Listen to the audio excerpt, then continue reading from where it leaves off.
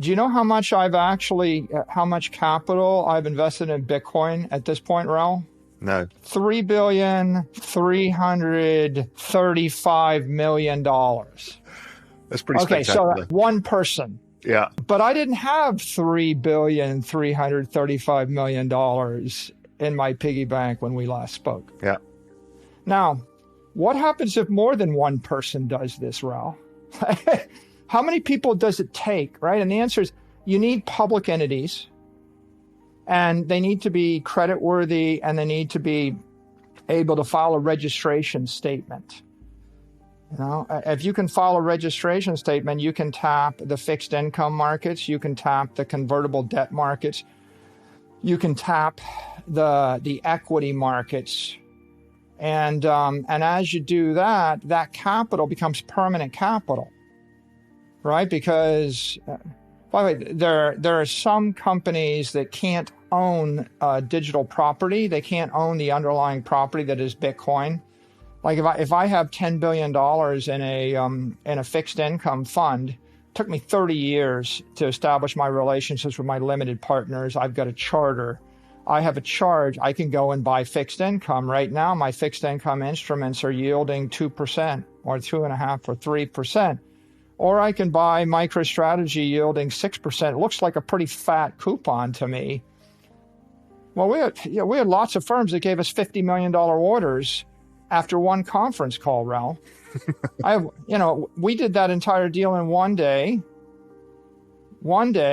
no one-on-ones, one conference call, 130 firms on the phone. Okay, I'll give you a $50 million order. I'll give you a $25 million order. I'll give you a $100 million order. And why do they do that? Well, I mean, you get the Moody's credit rating, you get the S&P credit rating, you're a public company. You package a security, right, a derivative of a crypto asset called Bitcoin. It's a Bitcoin bond. And you put it out there, and they can buy that thing.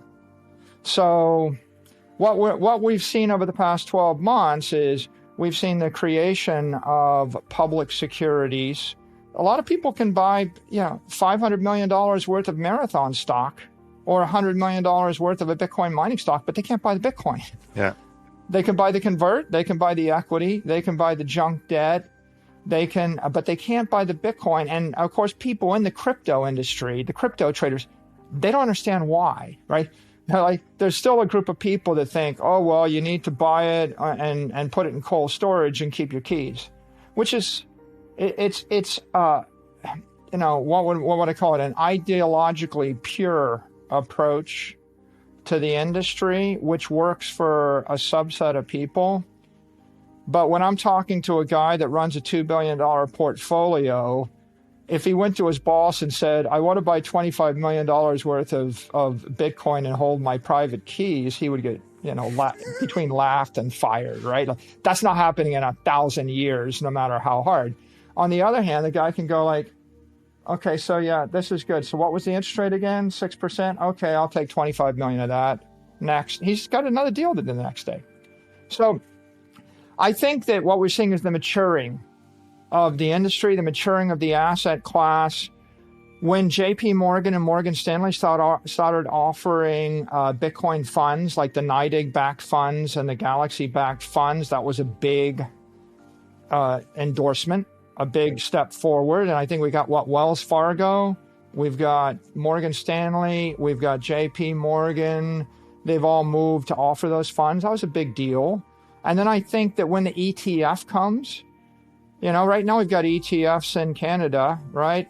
I don't know if you saw, Fidelity just went before the SEC.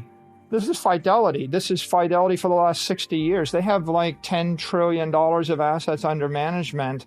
And there are companies that have been doing business with them for 50 years or 30 years.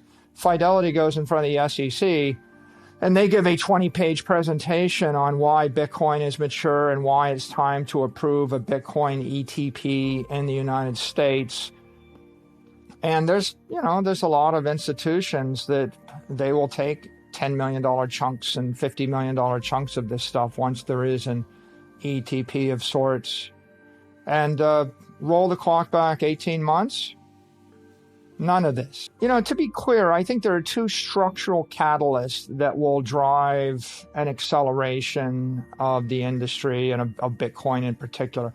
One will be the availability of broad-based ETPs in the U.S. capital markets. Yeah. That will be a big one. And we're watching that right now. It's a process.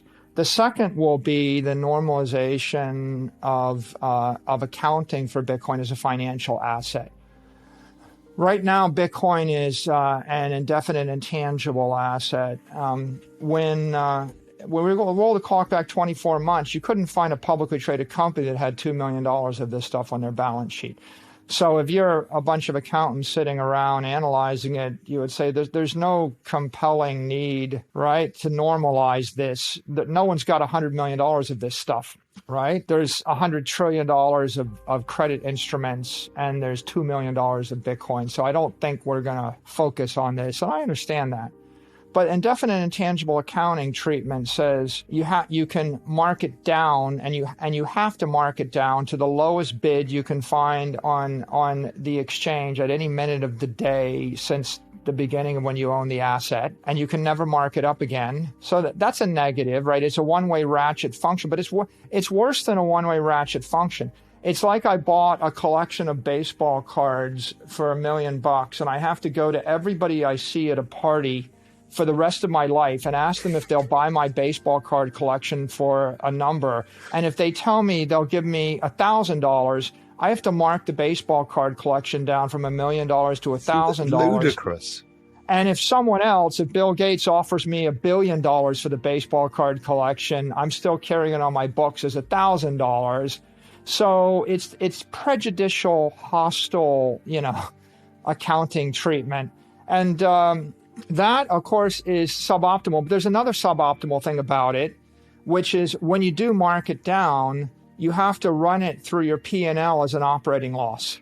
It's not even a below the line, it's a non-cash, it's a non-cash investment cost in theory, but not per indefinite intangible. Per indefinite intangible, if Facebook buys 50 billion of Bitcoin and it trades down 10% and then it trades up 100%, instead of holding $100 billion of assets, they're showing 40.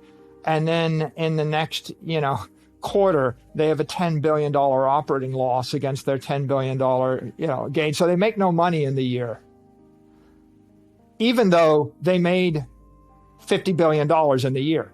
Okay, so what does that mean? Well, look, if you're a pure play like MicroStrategy and your investors understand we have 114,000 Bitcoin, you ignore all the rest, you multiply 114,000 by 47,000 and change. You're like, oh, they have $5.5 billion worth of Bitcoin.